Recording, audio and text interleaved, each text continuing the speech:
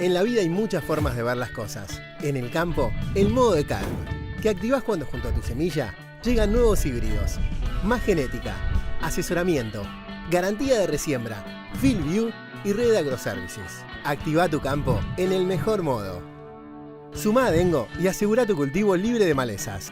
Encontrá toda la información de DeKalb en cultivio.com. Contactate con tu centro de soluciones Innova.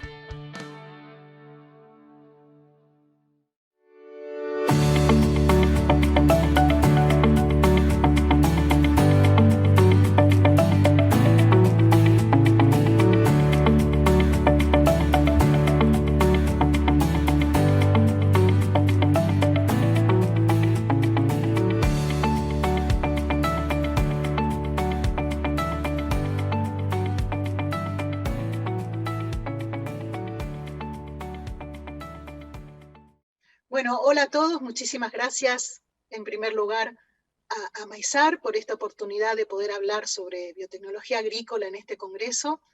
Y bueno, muchísimas gracias a todos ustedes por estar del otro lado de la pantalla escuchándonos. Efectivamente, este año se cumplen nada más ni nada menos que un cuarto de siglo de biotecnología agrícola en Argentina, 25 años de uso ininterrumpido de estas tecnologías y en este cumpleaños, bueno, quisimos hacer este panel y contar con 4 protagonistas de esta historia. Efectivamente, en el año 1996 se inicia esta historia con la introducción de la soja transgénica en Argentina, y luego en 1998, como ustedes saben, se introdujo el algodón y el maíz transgénico. Tenemos que decir que Argentina ha sido un país pionero en este sentido. Pionero porque, por un lado, inició esta historia muy temprano junto con otros actores importantes en el mundo, como Estados Unidos y Canadá, pero también ha sido pionero porque ha ido incorporando las tecnologías de una manera continua y a medida que estuvieron disponibles en el mundo. Y además lo hizo con tasas realmente muy altas de adopción.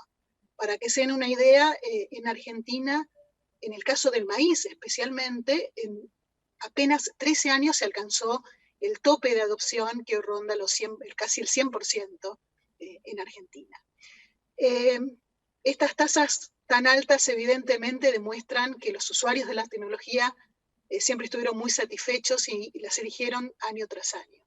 Y las eligieron por un conjunto de factores, porque brindan muchos beneficios, no solamente la posibilidad de producir más, sino de producir más sustentablemente, y también brindar productos de calidad. Podemos decir entonces que la historia de la biotecnología agropecuaria agrícola en Argentina ha sido realmente muy, muy exitosa. Y este éxito se debe a varios factores, factores clave y motores, que hoy los identificamos en estos 4 protagonistas que tenemos en el panel. Por un lado, tenemos a la industria semillera, un sector muy pujante, muy desarrollado técnicamente, que ha podido y puede adaptar las tecnologías a los productos que necesita el productor agropecuario en nuestro país. Por otro lado, tenemos las decisiones políticas, que no solamente han sido favorables, sino que han sido oportunas y a tiempo, y que han permitido la introducción de la biotecnología agrícola de una manera muy segura y continua en Argentina. En tercer lugar, tenemos al sector productivo. El productor agropecuario siempre moderno, ávido, deseoso de incorporar nuevas herramientas a la producción agrícola. Y no menos importante, un contexto que es el contexto global. Un contexto global, un mundo globalizado que nos pide mejores alimentos, más alimentos producidos de una manera sustentable, y un mundo donde Argentina realmente es clave por su perfil agroexportador. Así que hoy tenemos este panel de lujo porque son 4 protagonistas, cada uno, como les comenté, contándonos una mirada de esta historia que nos parece muy, muy importante. Entonces, en primer lugar, yo le voy a pedir a Juan Quiquebusch, que es ingeniero agrónomo, con especialización en fitomejoramiento del maíz. Actualmente coordina el área de biotecnología de la SA, que es la Asociación de Semillas de las Américas. Fue director de investigación y desarrollo en el área de semillas y asuntos regulatorios para Latinoamérica de Syngenta, Y justamente él con su equipo fue clave, y es por eso que lo llamamos, porque fue clave para la introducción del maíz BT en Argentina y en toda América Latina. Es por eso que desde ese lugar nosotros le estamos pidiendo ahora que nos cuente un poco de su historia, lo que quiera compartir con nosotros en primera persona sobre estos 25 años de biotecnología agrícola. Juan, cuando quieras. Un saludo a todos y muchas gracias por invitarnos a poder compartir un poco la historia. Gaby Levitus habla de 1996 y 98 en el caso del maíz, pero en el equipo de fitomejoramiento o de los breeders de las empresas, el tema de biotecnología empezó bastante antes, empezó a mediados de los 80, fines de los 80. Yo nunca voy a olvidar una visita a fines de los 80 a la casa matriz en la empresa en la que yo trabajaba y nos llevaron a una sala totalmente custodiada, cuidada, y adentro de la sala en el medio había una planta de maíz y el comentario fue: esta es la primera planta transgénica que nosotros hemos logrado.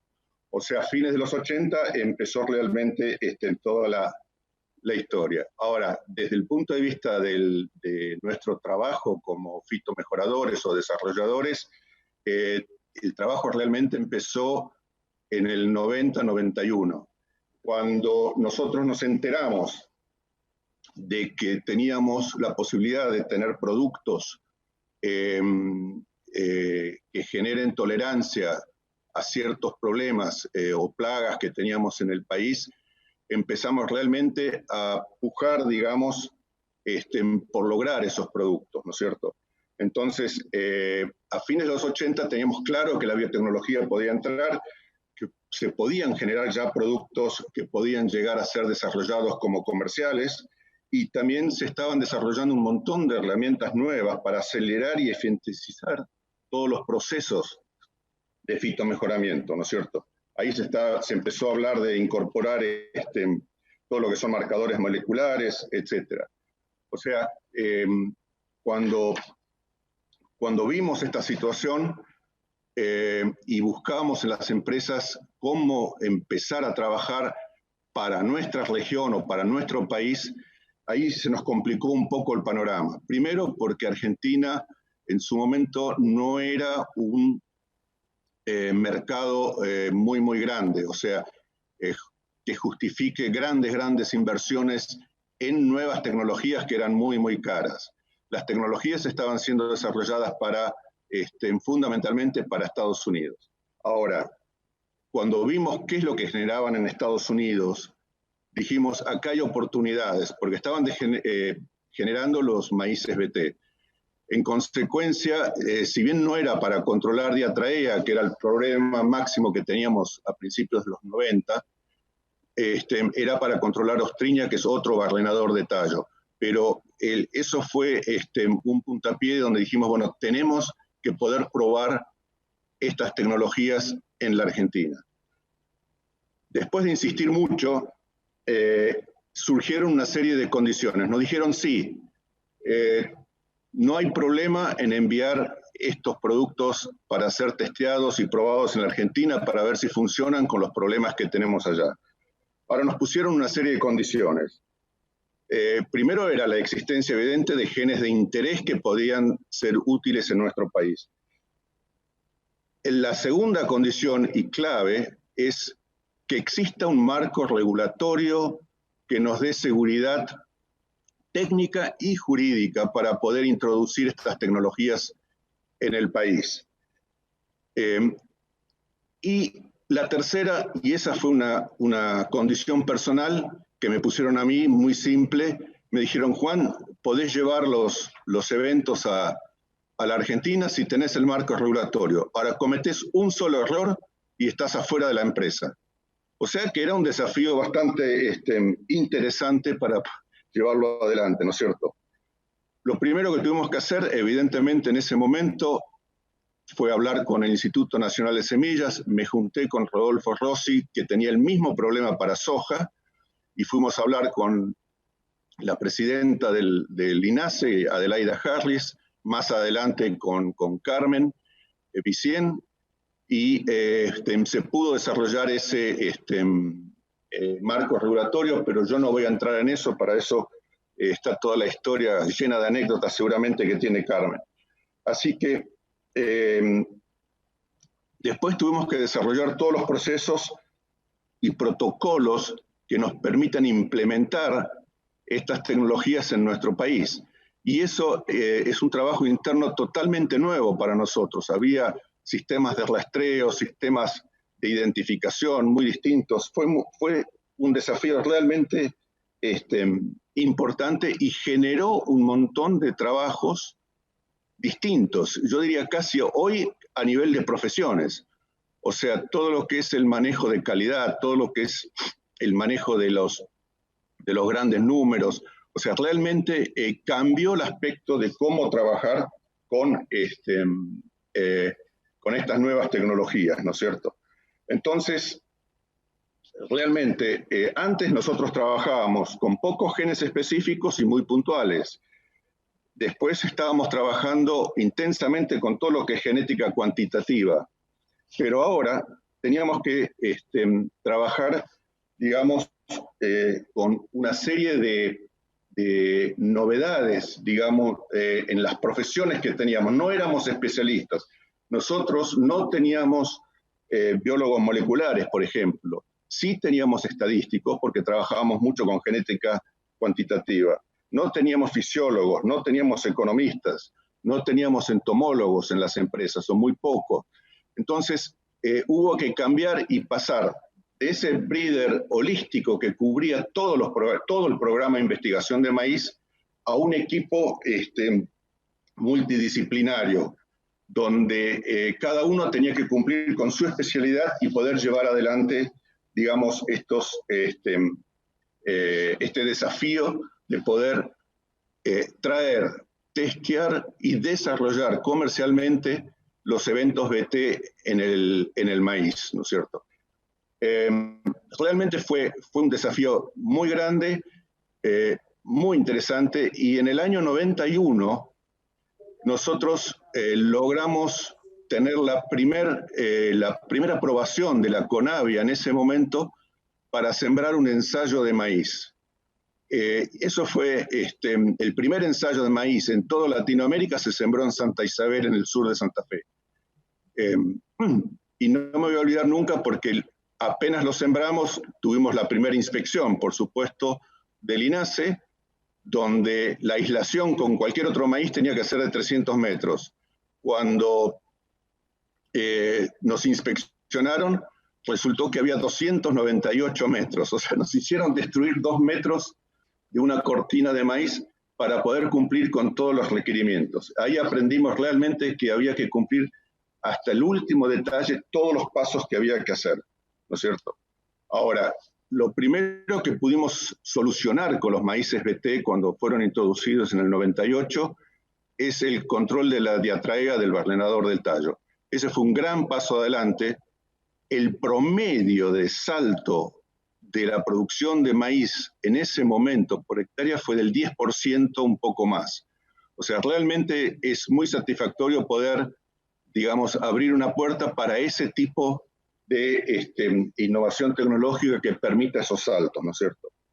Ahora, estos saltos tecnológicos se dan, no sé, cada 20, 30 años, o sea, tuvimos todo lo que es hibridación en su momento, después vino la transgénesis 30, 40 años después, o sea, son saltos tecnológicos, y ahora estamos en puerta de otro salto tecnológico que es la edición génica. Así que realmente creo que vamos avanzando muy bien con estos saltos, apoyando la producción de lo que es maíz en la Argentina. Ahora, si nosotros miramos lo que está pasando en estos momentos, una vez controlada diatraiga, que hoy ya casi no es un problema, los técnicos muy jóvenes probablemente ni la conozcan en el campo, pero sí apareció todo lo que es el gusano cogollero, que es muy grave, digamos, su incidencia, sobre todo en el centro norte del país. Y ahí también se han podido desarrollar tecnologías que lo están controlando. O sea, la tecnología VIP que desarrollamos en nuestra empresa fue una lucha impresionante lograrla, porque esa tecnología en Estados Unidos no tenía un gran efecto. Y tuvimos que asociarnos, digamos, con nuestros colegas de Brasil para demostrar que el mercado latinoamericano era lo suficientemente importante como para justificar ingresar con estas tecnologías en nuestra región. Esto significa gastar digamos, muchos millones de dólares. Un registro internacional cuesta alrededor de 100 millones de dólares. Entonces, realmente fue un logro muy grande poder registrar ese producto en Latinoamérica, y fue Brasil el primer país en todo el mundo que logró un registro de este producto, que hoy es una de las claves que permite, no es el único por supuesto, pero que permite, digamos, una siembra de segunda en el país. Y hablando de todos los productos BT, son los que han permitido en buena medida incorporar al maíz en todo lo que es siembra directa,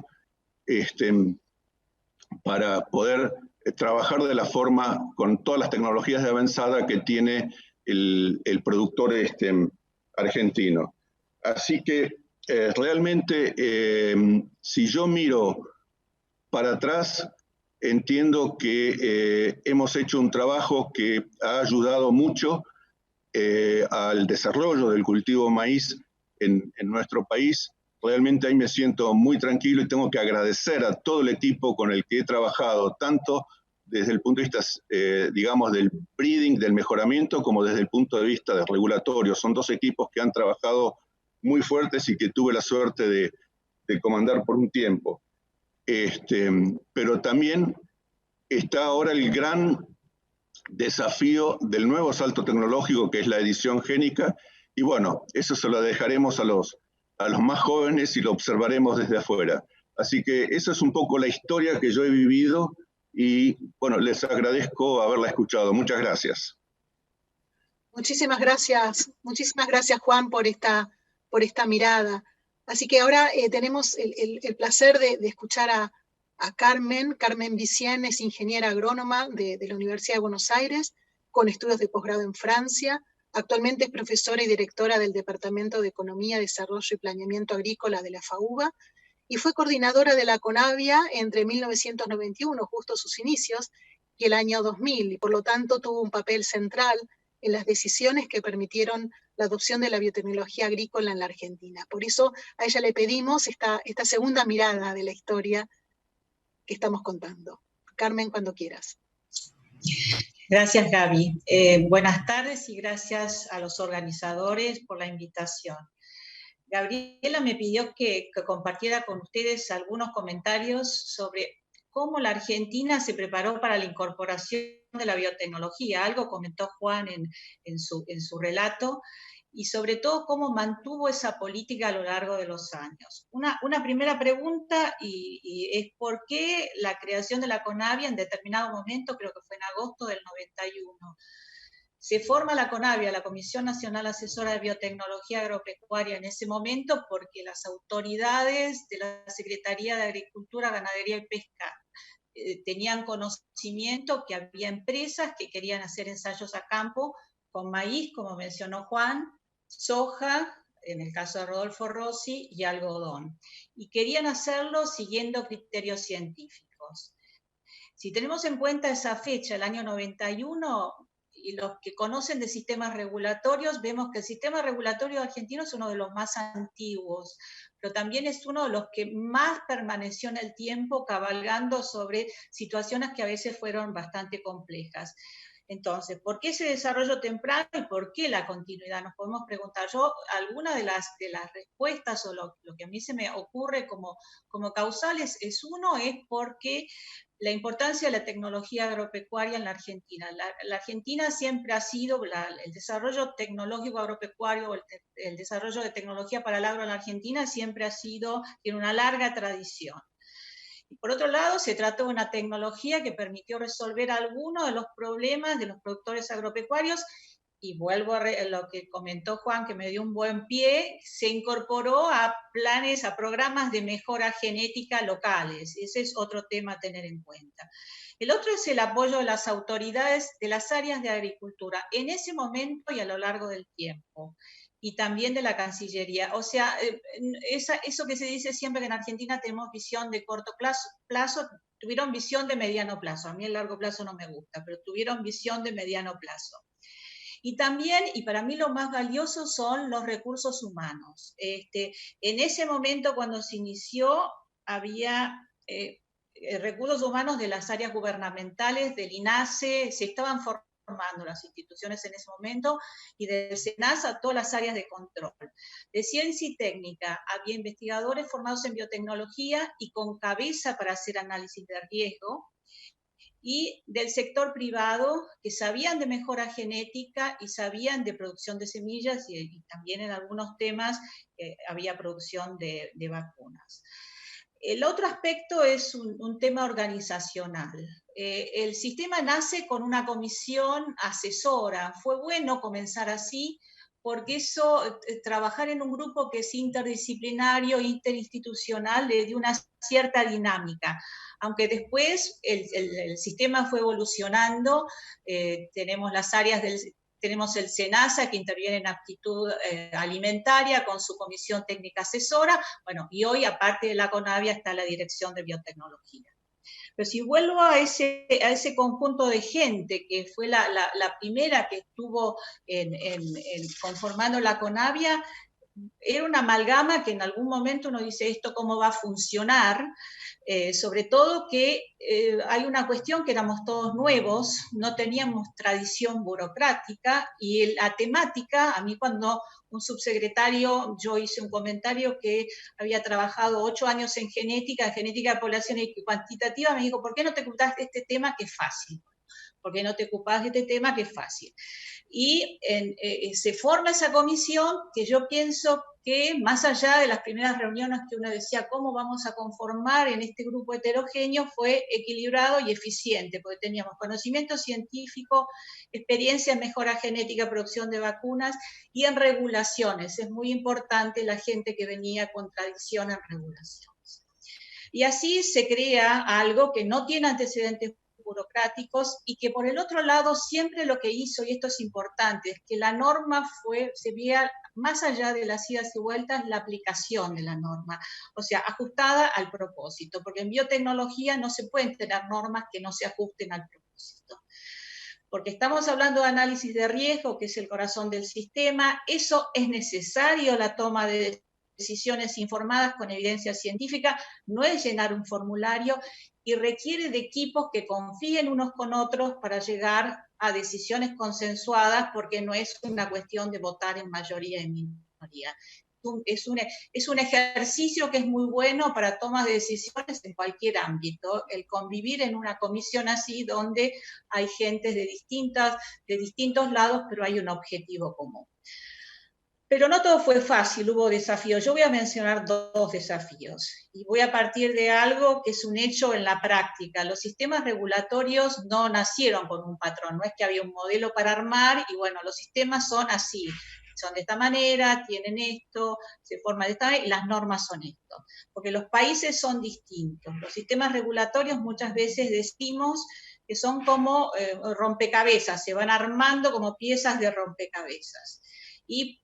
Porque los países son distintos. Hay países exportadores, importadores, desarrolladores, adoptantes. Hay países con una institucionalidad fuerte, con institucional débil, y con las preocupaciones de la sociedad son muy diversas. O sea que, y los recursos humanos que se cuentan para formar los sistemas son muy diferentes. Entonces tenemos una heterogeneidad enorme, y si ustedes ven, estamos haciendo evaluaciones muy puntuales de algo que después va al mercado mundial. Entonces tenemos algo que yo diría que es complejo. Cuando empezamos con el sistema regulatorio, los eventos eran simples, había pocas presentaciones, la situación de regulación en el mundo, no había muchos países que tuvieran sistemas regulatorios. Yo diría, siempre lo copio como que las edades de la gente, las edades de los hombres y las mujeres estaban en la infancia, y los sistemas regulatorios trabajaban a un ritmo razonable acompañando los desarrollos. En algún momento entramos en una parálisis regulatoria, fundamentalmente Europa, después eso se desperdigó en otras partes del mundo, y entonces ahí la Argentina se dio cuenta, nos dimos cuenta que formábamos parte del mundo y que lo que pasaba en otra parte nos repercutía, bueno, uno puede decir desde el punto de vista tecnológico porque se iba a retrasar la adopción de tecnología, podría haber problemas en los mercados, pero repercutió en el sistema regulatorio. Eso no fue bueno ni siquiera para las regulaciones, eso generó un parate que no fue bueno. Y la otra cuestión es que son los desafíos regulatorios, porque los sistemas de bioseguridad regulan innovaciones y las innovaciones evolucionan. Yo no puedo tener el sistema regulatorio del 91 hoy estaría totalmente fuera de lugar, porque no es aplicable a la situación actual. Y en ese sentido, lo bueno del sistema regulatorio argentino, con sus altas y bajas, porque hay luces y sombras, pero continuidad, fue la capacidad de evolucionar acompañando el desarrollo de las tecnologías. Y cuando yo hablo de desafíos, algunos pueden parecer muy primarios. A nosotros al principio pasar de los ensayos a campo confinados a una autorización para comercialización nos costó, era como pensar algo que era totalmente distinto. Pasábamos un manejo, la aislación, las distancias de aislamiento a algo que era mucho más científico y que suponía todas las pautas de una evaluación de riesgo. Pero después tenemos los eventos apilados, las especies sustitutas y los organismos no blancos, los efectos no intencionales y la evaluación agronómica, las construcciones similares, que es una forma de evaluación, de análisis de riesgo que se desarrolló aquí en Argentina, las nuevas técnicas de mejoramiento, y Argentina fue pionera en el desarrollo de regulaciones en ese caso, el códex y las normas que surgen, y se me escapó, y debería haber una actualización, me parece que nadie se atreve a pensar en una actualización en el códex por los años que tardó en desarrollarse las normas, y algo que es muy importante, que son las normas para las etapas tempranas de los materiales de laboratorio invernáculo, que eso es muy importante para los investigadores locales. Y finalmente ahora, en la Dirección de Biotecnología, hay alguno de los miembros que está trabajando en transportabilidad de datos. O sea, tenemos un montón de cuestiones que nos siguen día a día y que tienen que ser incorporadas sí a sí en el sistema regulatorio. Por eso el sistema regulatorio tiene que evolucionar y tiene que hacer frente a esos desafíos tratando que esa norma se aplique al caso concreto. Y para ir cerrando algunos puntos. Uno, el sistema regulatorio argentino se estableció temprano, o sea, no hubo una visión de corto plazo, sino de mediano, y se benefició en ese sentido de poder madurar en un momento en que no había tantos conflictos en el mundo en relación a este tema. En este momento, en relación a la biotecnología, hay conflictos sociales, económicos, científicos por puja entre distintas áreas económicas, percepciones de la sociedad. Hay un montón de cuestiones y el sistema creció y maduró antes de todo eso. Después recibió los impactos, pero fue previo. Evolucionó hacia una mayor institucionalidad, creció en aspectos regulatorios, siempre, más allá de todo, se destacó que hubiera recursos humanos con capacidad científica, eso fue la impronta.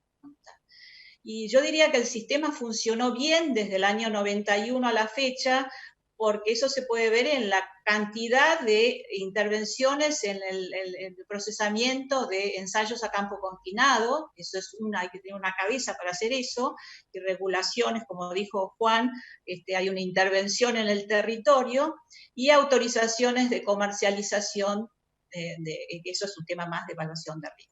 Pero también la Argentina tiene un rol en el concierto internacional, no solo por las negociaciones. Argentina en el tema bioseguridad es escuchar en seminarios, reuniones, es convocada, tiene una buena imagen y forma parte de los países que tienen algo que decir en materia regulatoria. Y el otro tema que vuelvo, que para mí es importante la gente, es que también la Argentina tuvo un rol importante y tiene un rol importante en la capacitación de gente en tema de bioseguridad. y lo ha hecho en distintas partes del mundo, pero sobre todo en América Latina, dando apoyo a otros sistemas regulatorios, porque es importante que se construyan sistemas regulatorios donde se puedan tomar decisiones y que el sistema regulatorio sea sustentable y no esté dando altas y bajas. Y yo en este momento cierro, y simplemente en esto de la continuidad y la historia, en este momento no puedo dejar de decir que en este momento la Dirección de Biotecnología está a cargo de una colega que sabe mucho de biotecnología y de bioseguridad, la doctora Dalia Lewy, a quien le deseamos que le vaya muy bien. O sea que vamos a una nueva etapa, pero tomando lo bueno que ya pasó. Gracias. Muchísimas gracias, Carmen, por esta mirada muy personal, histórica, pero también, como decís, contando a un poquito más que corto plazo, ¿no? Mediano plazo y una mirada a futuro de este tema que es complejo y que lo pudiste describir muy bien. Ahora tenemos el honor de recibir a María Augusta González, que es ingeniera agrónoma y actualmente es la presidenta de la Regional Rosario de APRESID. Es productora agropecuaria y asesora de la zona sur de Santa Fe. Y también me contó que es un miembro activo de la Red de Mujeres Rurales de Argentina. Entonces, desde su querida Santa Fe le pedimos que nos dé su mirada como productora agropecuaria, sus pensamientos sobre la biotecnología agrícola. Muchas gracias por estar con nosotros. Hola a todos, gracias Gaby y gracias por invitarme a participar. Bueno, a mí me convocaron para hablar un poco del valor que tuvieron y tienen las tecnologías en mi actividad. Voy a empezar hablando un poquito de cómo empecé yo en esta actividad, mientras no me había recibido todavía, y comencé en un campo familiar ubicado en Chañar Ladeado, que era de mi abuelo. Y que él, a pesar de tener una buena aptitud agrícola, mi abuelo lo manejaba como un planteo ganadero, quizá por su lejanía a Rosario en comparación con el resto de los campos que él tenía. Con la muerte de mi abuelo, el sistema pasó a un arrendamiento que duró poco más de 10 años. El problema que veíamos que el campo no rendía económicamente de acuerdo a ese potencial que sabíamos que tenía. Esos bajos rindes, por supuesto que eran consecuencia de un manejo convencional, de labranzas, basados en soja. Si nosotros queríamos incorporar algún maíz, teníamos que ayudarlo financieramente a la persona que alquilaba el campo. No se rotaba, no se fertilizaba, no se incluían gramíneas, básicamente. Es así que en la campaña 93-94 nos sentamos con mi mamá y dijimos, nosotros queremos cambiar esta realidad, claramente. A pesar de las críticas familiares y el entorno que nos objetaba un poco nuestra decisión. Entonces, de la mano de Luis Giraudo y de mi primo Manuel Cini, ellos como promotores impulsores de aplicar la siembra directa en el campo, decidimos tomar las riendas y encargarnos no solo de la gestión económica, sino de la gestión productiva. Fuimos tomando el campo de a poco, lote a lote. Ya en la campaña siguiente vimos diferencias con respecto a la soja que hemos obtenido nosotros y la soja que obtuvo el contratista, y ya vimos que esa protección de la humedad que lograba la siembra directa, estábamos traduciéndolo en resultados, con lo cual realmente nos entusiasmamos y creció nuestra convicción en el sistema. En ese momento yo ya me asocio a APRESID. ¿Por qué empiezo hablando de siembra directa en un panel de biotecnología? Para mi historia es fundamental empezar por acá, porque para mi experiencia, la siembra directa fue una gran plataforma para la incorporación de estas biotecnologías. Tal como nos pasó a muchos productores que empezamos con la siembra directa sin la existencia de cultivos tolerantes a herbicidas. La siembra directa hubiera sido económicamente e instrumentalmente inviable, o por lo menos no hubiera tenido el nivel de adopción del que hablaba Gaby en la introducción, tan rápido en tan pocos años. Y así también yo creo que sin la siembra directa, la adopción de estas tecnologías, de los cultivos transgénicos no hubiera sido tampoco tan rápida. O sea, yo creo que fue una potenciación mutua, una sinergia, ¿no es cierto? Bueno, obviamente que los beneficios productivos por aumentos en los rindes y ambientales, las ganancias ambientales se fueron viendo a través de cómo iba progresando el sistema. ¿Qué me motivó a mí a la incorporación de tecnología? ¿Qué me llevó a mí a ser un adoptante de tecnología, de ser un productor? Se me ocurrió dividirlo en 4 principales ejes motivadores. Primero, la identificación de un problema. Sabíamos que teníamos un problema que era básicamente que el campo no nos estaba dando económicamente lo que nosotros sabíamos que podía dar. Como segundo punto, una mentalidad innovadora. O sea, quizás suene mucho, pero en realidad la decisión de tomar la gestión, de buscar un cambio, con mi mamá al lado, decidir hacerlo, y con el apoyo de Pilu también, fue realmente una mentalidad de cambio, mentalidad de buscar otra alternativa. Otro foco de innovación clave para mí fue Aprecid.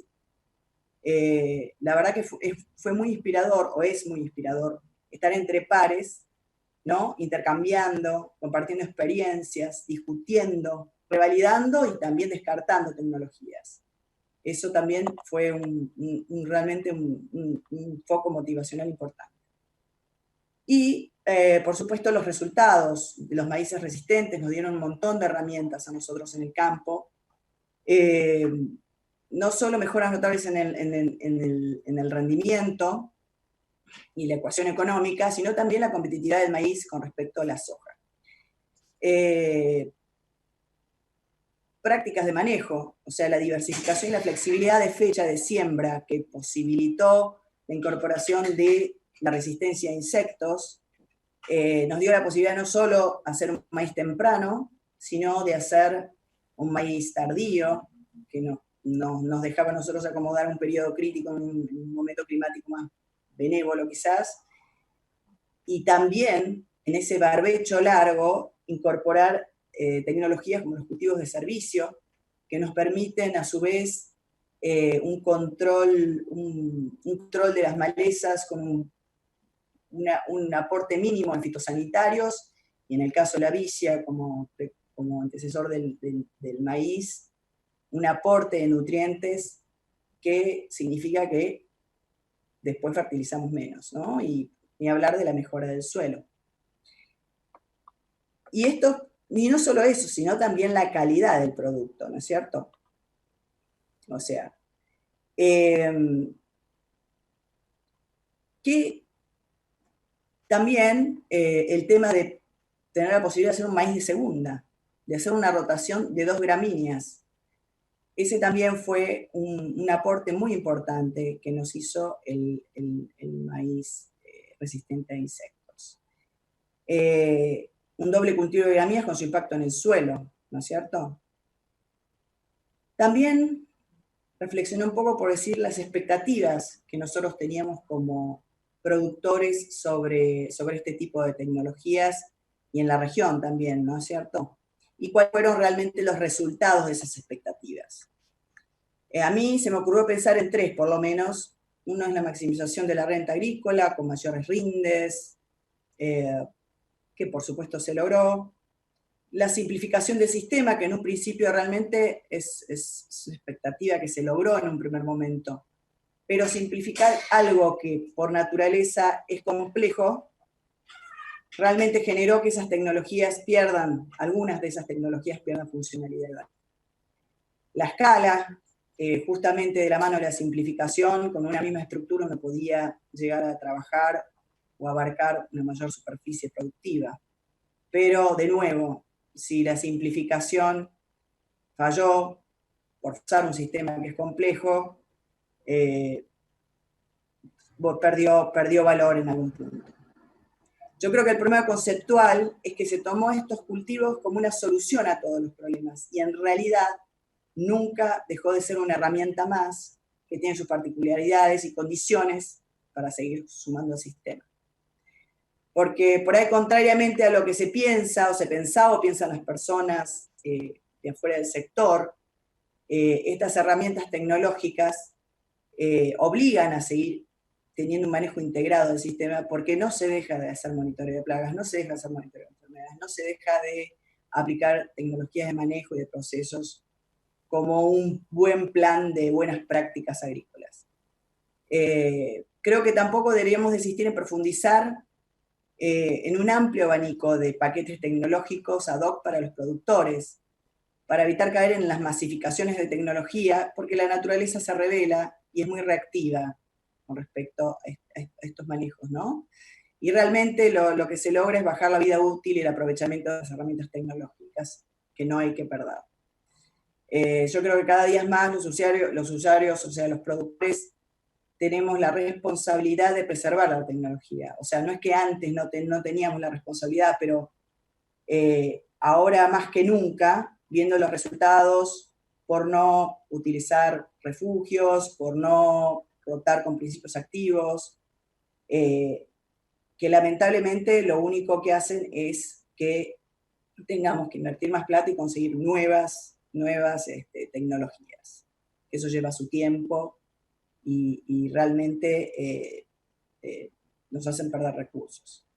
Es importantísimo concretar, sí, el reconocimiento y la legislación de la propiedad intelectual y la ley de semillas. Esto es para garantizar que se siga investigando y desarrollando nuevos tipos de tecnología que puedan sumar a un manejo sustentable de la producción.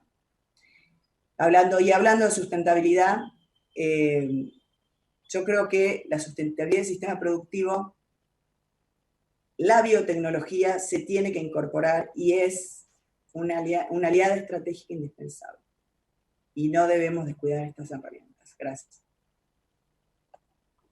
Muchísimas gracias, María Augusta. La verdad que muchas gracias por compartir todas estas reflexiones. Creo que dijiste un montón de cosas en muy poco tiempo. Te agradecemos muchísimo por este aporte.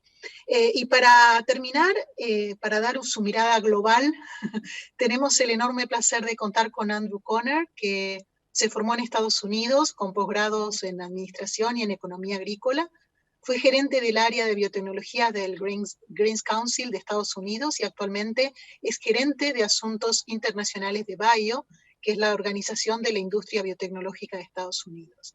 A él le agradecemos su perspectiva global sobre este tema, pero además le vamos a agradecer muy especialmente por este gran esfuerzo de compartir sus ideas y comentarios en español, que sabemos que es un gran desafío. Así que doblemente agradecidos, Andrew, cuando quieras.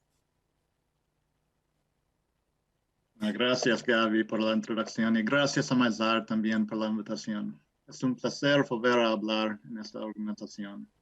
Hemos escuchado de algunos panelistas excelentes que Argentina ha sido durante mucho tiempo líder mundial en el desarrollo, la regulación y la comercialización de la biotecnología agrícola. El mundo está experimentando desafíos sin precedentes provocados por el coronavirus, pero también estamos viendo una respuesta excepcional.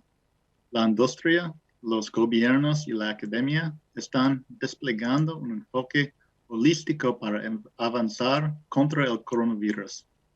Actualmente hay casi 600 compuestos en desarrollo como vacunas, tratamientos y antivirales. La mayoría de estos productos farmacéuticos se están desarrollando en los laboratorios de pequeñas empresas biotecnológicas. Además, vemos como el desarrollo de una bioeconomía más amplia puede fortalecer la resiliencia de la sociedad durante una pandemia. Cuando nuestro suministro de desinfectante de manos en los Estados Unidos se estaba agotando, las empresas de etanol pasaron de producir combustibles a producir desinfectantes de manos. También hay empresas de biotecnología industrial que están proporcionando capacidad y equipos a empresas de diagnósticos y de producción de terapéuticos. A nivel mundial, se ha renovado el enfoque en la ciencia y la innovación, y el sector de la biotecnología está en el centro de los debates sobre cómo sacarnos de esta crisis. Pero el coronavirus no es la única crisis que estamos tratando en donde la biotecnología tiene un papel que desempeñar. El cambio climático y la pérdida de biodiversidad son crisis que no son nuevas. Quizás no estamos sintiendo estas crisis tan agudamente como el coronavirus, pero sin embargo tenemos que desplegar todo el peso de la ciencia para abordar estos problemas y tomar un enfoque similar, holístico, como el que estamos tomando contra el coronavirus. Para el sector agrícola, eso significa que debemos mitigar y adaptarnos al cambio climático y reducir el impacto en la biodiversidad. Tenemos que hacer todo esto mientras intensificamos de manera sostenible nuestra producción para satisfacer las crecientes demandas de la población mundial. Los gobiernos y la sociedad nos han dado una tarea increíble, pero mientras que gobiernos como los de Argentina, Estados Unidos, Brasil y Canadá y otros están tratando de dar a los productores la opción de utilizar toda la gama de herramientas para hacer frente a este desafío, incluida la biotecnología, otros gobiernos buscan activamente restringir el acceso a la biotecnología de los productores en sus propios países y los países exportadores por la implementación de sus sistemas regulatorios. Tenemos que maximizar nuestras oportunidades para llegar al éxito, para cumplir con los desafíos que enfrentamos con el cambio climático y la pérdida de biodiversidad. Si eliminamos la opción de usar biotecnología, es casi el equivalente a decirles a los científicos que derroten el coronavirus sin una vacuna. Una y otra vez hemos visto a los gobiernos distorsionar los sistemas regulatorios para ralentizar intencionalmente la aprobación de los productos biotecnológicos. Esto obliga a los innovadores y a las partes interesadas en la cadena a elegir su comercialización, una nueva tecnología y hacen frente a una potencial interrupción del comercio, o es mejor retrasar la comercialización, erosionando el valor de la inversión e impidiendo que los agricultores y la cadena de suministro se beneficien de la nueva tecnología. Estas medidas de distorsión del comercio elevan las barreras a la entrada en la industria para que solo las empresas multinacionales más grandes puedan navegar por la complejidad y la imprevisibilidad del entorno regulatorio mundial. Mencioné previamente como la mayor parte de la innovación que se está desarrollando para combatir el coronavirus está ocurriendo en pequeñas empresas de biotecnología. Desafortunadamente, en la agricultura, hemos creado un entorno regulatorio a nivel mundial en el que las pequeñas empresas no han podido participar, así que no estamos maximizando nuestras oportunidades para llegar al éxito. Los desafíos más conocidos están en China y la Unión Europea, pero recientemente México se colocó en una trayectoria negativa. En China hemos visto una politización completa del sistema regulatorio, donde se necesita el compromiso de los más altos niveles del gobierno para obtener una aprobación de un producto. En el reciente acuerdo entre Estados Unidos y China, el gobierno de China se comprometió a implementar un sistema regulatorio que no tardará más de 24 meses en promedio para llegar a una decisión. Este es un hecho importante que debe forzar una respuesta sistémica. La gran pregunta es si China aplica el acuerdo. En la Unión Europea es muy bueno de parte de los europeos que pongan los desafíos del cambio climático y la pérdida de la biodiversidad en el centro de la agenda mundial. Pero hay una desconexión entre la retórica y la política en el bloque. Demasiadas veces hemos visto que la política sustituye a las pruebas científicas y los esfuerzos de la Unión Europea por negar gran parte del acceso mundial a la biotecnología se han cobrado un costo económico, medioambiental y social. Lo que me da esperanza en la Unión Europea es que las tecnologías emergentes como la edición genómica han presentado una oportunidad para los investigadores en Europa que no han podido desarrollar con la tecnología OGM. Creo que esta Comisión Europea encontrará un camino para apoyar la edición genética en la agricultura. Espero que este aplique también a una conversación madura sobre los OGM. En México estamos viendo un cambio ideológico con la administración del presidente AMLO, que está afectando las aprobaciones para importación y si no se aborda pronto, creará desafíos para todos nosotros. Necesito mencionar las oportunidades que veo en el mundo. Con todo este enfoque en la innovación y la biotecnología ha sido provocado por el coronavirus, tenemos que captar esta ola y recordar a la sociedad que amplia gama de beneficios que la biotecnología puede aportar contra los muchos desafíos a los que nos enfrentamos. Si nos fijamos en los objetivos de desarrollo sostenible de las Naciones Unidas, la biotecnología tiene un papel importante que desempeñar en casi todos los objetivos. En el futuro, también espero que exista mucho más diálogo entre los gobiernos sobre el fomento de la resiliencia en las cadenas de suministro. Si el coronavirus nos ha enseñado algo, es que las cadenas de suministro deben ser ágiles para responder a la crisis. Las barreras tradicionales al comercio, como las tarifas, pueden eliminarse instantáneamente en tiempos de crisis. Cuando los sistemas regulatorios están diseñados para ser barreras, es mucho más difícil eliminarlas y responder a una crisis. A medida que los gobiernos desarrollan planes de recuperación y tratan de aumentar la resiliencia a futuras pandemias y otras crisis, la eliminación de las barreras que no son basadas en ciencia debe formar parte de estos planes. Organizaciones como MAISAR y la Alianza MAISAL tienen un papel importante en este discurso. Para permitir que las cadenas de suministro a nivel global sean más ágiles y ayuden a las pequeñas y medianas empresas a llevar sus productos innovadores al mercado, necesitamos que los gobiernos encuentren maneras de cooperar y confiar en los sistemas regulatorios de otros países.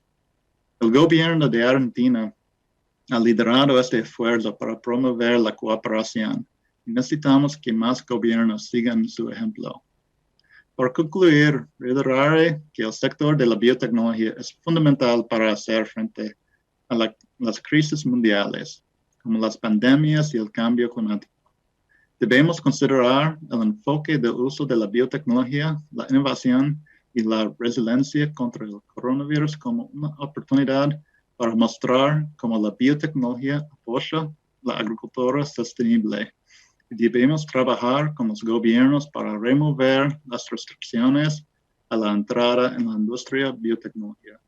Esta industria provee herramientas indispensables para que los agricultores logren producir más y de una manera sostenible. Remover las restricciones genera resiliencia en la cadena alimentaria mundial. Gracias otra vez a MAISAR por la invitación y gracias, Gaby, por organizar este panel. Muchísimas gracias, Andrew, por tu mirada diferente, global. Por más que estás en Estados Unidos, sabemos que tu experiencia en el contexto global realmente es muy enriquecedora. Así que yo lo único que tengo es para agradecerles a los 4 protagonistas porque nos han mostrado los 4 aspectos de este tema, desde la importancia y los desafíos del desarrollo, el tema de las voluntades políticas, decisiones regulatorias, el tema de cómo lo adopta el sector productivo, cómo tracciona a su vez el sector productivo y la importancia del contexto global y todos los desafíos que eso conlleva a un país como el nuestro, un país agroexportador. Así que solamente me resta agradecerles muchísimo esta participación. Yo espero que los que están del otro lado de la pantalla hayan disfrutado como nosotros de este intercambio de ideas. Y bueno, otra vez a MAISAR, muchísimas gracias por esta oportunidad de festejar los 25 años de la biotecnología agrícola en Argentina. Gracias a todos. En la vida hay muchas formas de ver las cosas. En el campo, el modo de Calv, que activás cuando junto a tu semilla llegan nuevos híbridos. Más genética, asesoramiento, garantía de resiembra, FieldView y red de agroservices. Activa tu campo en el mejor modo. Sumá a Dengo y asegura tu cultivo libre de malezas. Encontrá toda la información de Calv en cultivio.com. Contactate con tu centro de soluciones Innova.